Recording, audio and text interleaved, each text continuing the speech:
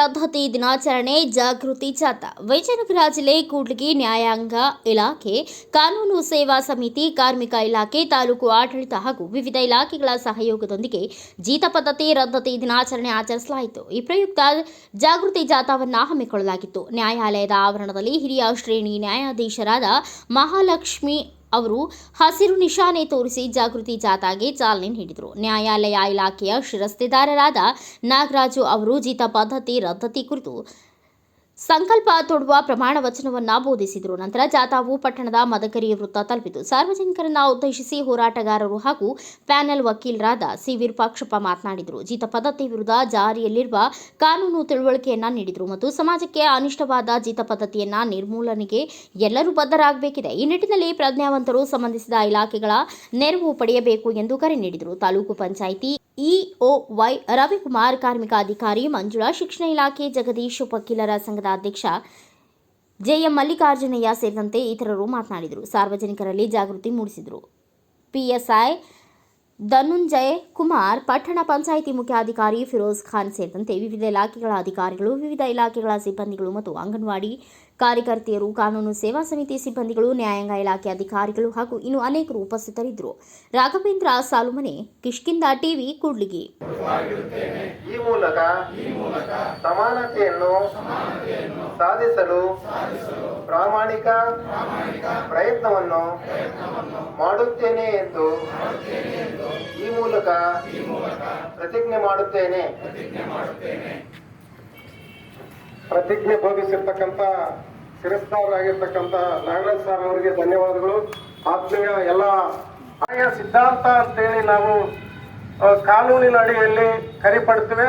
ಅದೇ ರೀತಿಯಾಗಿ ಈ ಸಿದ್ಧಾಂತದ ಅಡಿಯಲ್ಲಿ ಪ್ರತಿಯೊಂದು ಕಾನೂನುಗಳು ಕೂಡ ಒಂದು ಹುಟ್ಟಿರ್ತಕ್ಕಂಥದ್ದನ್ನು ನಾವು ಕಾಣಬೇಕಾಗಿದೆ. ಈ ಒಂದು ಜೀತ ಪದ್ಧತಿ ಅಂದ್ರೆ ತಮ್ಮೆಲ್ಲರಿಗೆ ತಿಳಿದಿರ್ಬೋದು. ಈ ಒಂದು ಇಂದಿನ ಕಾಲದಲ್ಲಿ ಈ ಉಳಿಗಮನ ಪದ್ಧತಿ ಮತ್ತು ಜಮೀನ್ದಾರು ಪದ್ಧತಿ ಅಂತಕ್ಕಂಥವು ನಾವು ಇತಿಹಾಸದಲ್ಲಿ ರೂಢಿಯಲ್ಲಿ ಕಾಣ್ತಾ ಇದ್ದೇವೆ. ಈ ಜಮೀನ್ದಾರು ಪದ್ಧತಿ ಅಂದ್ರೆ ಹಿಂದೆ ಭೂ ಹಿಡುವಳಿದಾರರು ಸಾವಿರಾರು ಎಕರೆ ಜಮೀನುಗಳನ್ನ ತನ್ನ ಅಧೀನದಲ್ಲಿ ಇಟ್ಕೊಂಡು ಈ ಬಡವರನ್ನ, ದುರ್ಬಲರನ್ನ ಆ ಒಂದು ಭೂಮಿಯಲ್ಲಿ ದುಡಿಸಿಕೊಂಡು ಉಚಿತವಾಗಿ ಅವರಿಗೆ ಯಾವುದನ್ನ ಕೊಡದೆ ಮತ್ತು ಅಲ್ಪ ಒಂದು ಸೇವೆಗೆ ಫಲವನ್ನ ಕೊಟ್ಟು ಅವರ ಜೀವಿತಾವಧಿಯನ್ನು ಮತ್ತು ಅವರ ಮಕ್ಕಳ ಸಂತತಿಯನ್ನು ಕೂಡ ಅವರ ಅಧೀನದಲ್ಲೇ ಇರಬೇಕಾಗಿರ್ತಕ್ಕಂಥ ಒಂದು ಅನಿಷ್ಟ ಪದ್ಧತಿ ಇತ್ತು. ಈಗಿನ ವಾತಾವರಣದಲ್ಲಿ ನಾವು ಪ್ರಜಾಪ್ರಭುತ್ವ, ಒಂದು ರಾಷ್ಟ್ರ, ಒಂದು ಸಮಾನತೆಯ ದೃಷ್ಟಿಯಿಂದ ಸಂವಿಧಾನವನ್ನ ನಾವು ರಚಿಸಿಕೊಂಡು ಇವತ್ತು ಆಡಳಿತದಲ್ಲಿ ನಾವಿದ್ದೇವೆ. ಸ್ಪಷ್ಟವಾಗಿ ಸಂವಿಧಾನದ ಆರ್ಟಿಕಲ್ 17 ಮತ್ತು 23, 24 ಇವತ್ತು ಇಂಥ ಜೀತ ನಿರ್ಮೂಲನಾ ಪದ್ಧತಿ, ಜೀತ ದಾಳು ಪದ್ಧತಿಯನ್ನು ಸಂಪೂರ್ಣವಾಗಿ ತೆಗೆದುಹಾಕಬೇಕು. ಮಾನವ ಕಳ್ಳ ಸಾಗಣೆಯನ್ನ ತೆಗೆದುಹಾಕಬೇಕು. ಅದೇ ರೀತಿಯಾಗಿ ಇಂಥ ಅಮಾನವೀಯ ಕೃತ್ಯಗಳನ್ನ ಯಾರು ಒಬ್ಬರ ಮೇಲೆ ಇನ್ನೊಬ್ಬರು ಕೂಡ ದೌರ್ಜನ್ಯ ಮಾಡಬಾರದನ್ನ ದೃಷ್ಟಿಯಿಂದ ಈ ಒಂದು ಜೀತ ನಿರ್ಮೂಲನಾ ಪದ್ಧತಿ ಕಾಯ್ದೆಯನ್ನ 1976ರಲ್ಲಿ ಈ ದಿನ ಫೆಬ್ರವರಿ 9ರಂದು ನಮ್ಮ ಕೇಂದ್ರ ಸರ್ಕಾರ ಜಾರಿಗೆ ಬಂತು. ಇವತ್ತು ಇಂದಿನ ಕಾಲದಲ್ಲಿ ಭೂ ಹಿಡುವಳಿದಾರರು ದುರ್ಬಲರನ್ನ ಸೇವೆಗೆ ವಹಿಸಿಕೊಂಡಿದ್ರು. ಇವತ್ತು ಬೇರೆ ಬೇರೆ ರೀತಿಯಲ್ಲಿ ಈ ಕಾಫಿ ಪ್ಲಾಂಟೇಶನ್ ನಲ್ಲಿ, ಅದೇ ರೀತಿಯಾಗಿ ಇಟ್ಟಿಗೆ ಕಾರ್ಖಾನೆಗಳಲ್ಲಿ ಬೇರೆ ಬೇರೆ ರೀತಿಯಲ್ಲಿ ಇವತ್ತು ದುರ್ಬಲರನ್ನ ಅಧೀನದಲ್ಲಿ ಇಟ್ಕೊಂಡು ಒಂದು ಜೀತ ಒಂದು ಪದ್ಧತಿಯನ್ನ ಕಾಣಿಸ್ತಕ್ಕಂಥದ್ದನ್ನ ನಾವು ಕಾಣಿಸ್ತಾ ಇದ್ದೀವಿ. ಇವತ್ತು ಇಂತಹ ಪದ್ಧತಿಯನ್ನ ನಾವೆಲ್ಲರೂ ಕೂಡ ಈ ಕಾನೂನಿನಲ್ಲಿ ಎಲ್ಲರೂ ಸಮಾನರು, ಎಲ್ಲರಿಗೂ ಕೂಡ ಬದುಕ್ತಕ್ಕಂಥ ಹಕ್ಕು ಇದೆ.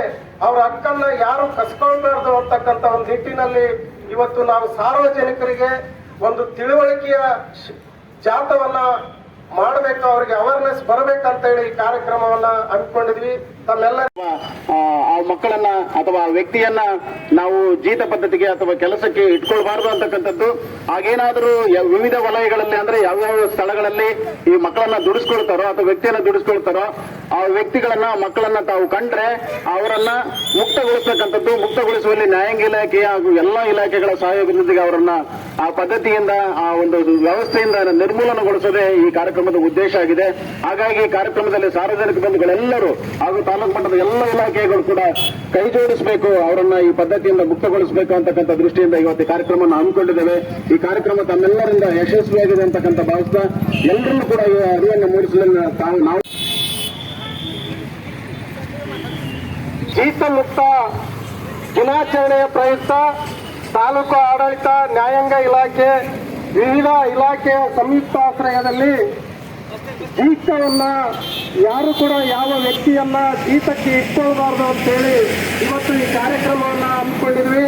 ಪ್ರತಿಯೊಬ್ಬರು ಕೂಡ ಯಾವ ವ್ಯಕ್ತಿಯನ್ನ ಇನ್ನೊಬ್ಬ ವ್ಯಕ್ತಿ ಬಲವಂತವಾಗಿ ದುಡಿಸ್ಕೊಳ್ತಕ್ಕಂಥದ್ದು ಅದು ಕಾನೂನಿನ ಪ್ರಕಾರ ಅಪರಾಧವಾಗಿರುತ್ತೆ. ಇಂಥ ಒಂದು ಅಪರಾಧಕ್ಕೆ ಕಾನೂನಿನ ಅಡಿಯಲ್ಲಿ ಸುಮಾರು 2 ವರ್ಷಗಳವರೆಗೆ ಸಜಾ, 1 ಲಕ್ಷ ರೂಪಾಯಿವರೆಗೆ ದಂಡ ಇರುತ್ತೆ. ಯಾರು ಕೂಡ ಇನ್ನೊಬ್ಬ ವ್ಯಕ್ತಿಯನ್ನ ಅಥವಾ ಅವರ ಸಂತತಿಯನ್ನ ಜೀತಕ್ಕೆ ಇಟ್ಕೊಳ್ಳೋದು ಕಾನೂನು ಬಾಹಿರ ಆಗಿರುತ್ತೆ. ಇಂಥ ಒಂದು ವಿಷಯವನ್ನ ಸಾರ್ವಜನಿಕರಿಗೆ ತಿಳಿಸುವ ಉದ್ದೇಶದಿಂದ ಈ ಒಂದು ಕಾರ್ಯಕ್ರಮದ ಜಾಥವನ್ನ ಹಮ್ಮಿಕೊಂಡಿದ್ವಿ. ಈ ಜಾಥವನ್ನ ಕುರಿತು ನಮ್ಮ ಕಾರ್ಮಿಕ ಇಲಾಖೆಯ ನಿರೀಕ್ಷಕರಾದಂತ ಮಂಜುಳಾ ಮೇಡಮ್ ಅವರು ಜಾಥವನ್ನು ಉದ್ದೇಶಿಸಿ ಮಾತಾಡ್ತಿದ್ದಾರೆ.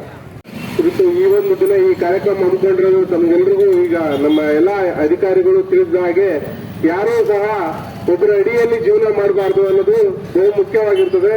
ಇದನ್ನ ಈ ಶತಮಾನದಲ್ಲೂ ಈ ನಾಗರಿಕ ಪ್ರಪಂಚದಲ್ಲೂ ಸಹ ನಾವಿನ್ನೂ ಜೀತ ಪದ್ಧತಿಯನ್ನ ಇನ್ನೂ ಅಲ್ಲಿ ಇಲ್ಲಿ ಉಳಿಸ್ಕೊಂಡಿದೀವಿ ಅಂದ್ರೆ ಅದು ನಮ್ಗೆ ನಾವೇ ಮಾಡ್ಕೊಂಡಂತ ಮೋಸ. ಹಾಗಾಗಿ ಯಾರೂ ಸಹ ಯಾರನ್ನೂ ಜೀತವಾಗಿ ಇಟ್ಕೋಬಾರ್ದು.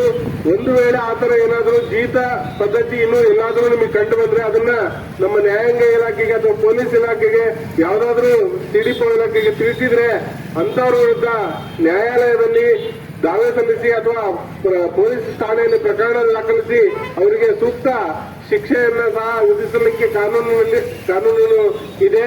ಹಾಗಾಗಿ ಯಾರೂ ಸಹ ಜೀತವನ್ನು ಇಟ್ಟುಕೊಳ್ಬಾರ್ದು. ಪ್ರತಿಯೊಬ್ಬರು ಸ್ವತಂತ್ರವಾಗಿ ಬದುಕಬೇಕು ಅನ್ನೋದು ಈ ನಮ್ಮ ಸಂವಿಧಾನದಡಿಯಲ್ಲಿ ಹಲವಾರು ಕಾನೂನುಗಳ ಈ ಜೀತ ಮುಕ್ತ ಪದ್ಧತಿಗೆ ಇದೆ. ಹಾಗಾಗಿ